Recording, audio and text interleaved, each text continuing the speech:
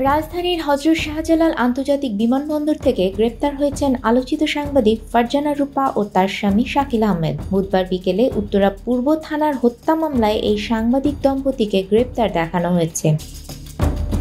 ৭১ টিভির চাকরিচ্যুত head of news Shakil Ahmed, principal correspondent Farzana Rupa ও তাদের মেয়ের একটি ছবি সামাজিক যোগাযোগ মাধ্যমে ছড়িয়ে পড়েছে। ছবিতে দেখা যায় ফারজানা রূপা ওড়না দিয়ে মাথা ঢেকেছেন। তার পরনে ছিল ঢিলেঢালা পোশাক, সেটি দেখতে অনেকটা বোরকার মতো, তবে সেটি বোরকা কিনা তা নিশ্চিত হওয়া যায়নি। এক হাতে ভ্যানিটি ব্যাগ ও অন্য হাতে ট্রলি ব্যাগের হাতল ধরেছিলেন রূপা। তার সামনে দাঁড়িয়েছিলেন স্বামী শাকিল, আর পেছনে কালো টি শার্ট পরে দেখা যায় তাদের মেয়েকে।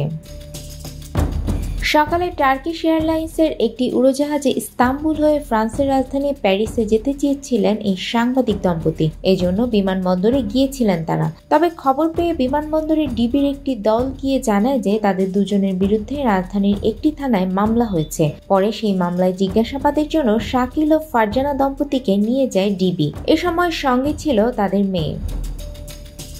গত ৮ আগস্ট ৭১ টেলিভিশনের ব্যবস্থাপনা পরিচালকের পক্ষে মুস্তফা আজাদ স্বাক্ষরিত এক বিজ্ঞপ্তিতে জানানো হয়, ৭১ মিডিয়া লিমিটেডের ব্যবস্থাপনা কর্তৃপক্ষের সিদ্ধান্ত ও নির্দেশনা অনুযায়ী ৮ আগস্ট থেকে শাকিল আহমেদ ও ফারজানা রূপাকে চাকরি থেকে অব্যাহতি দেয়া হলো। নিউজ ডেস্ক, আমাদের সময়।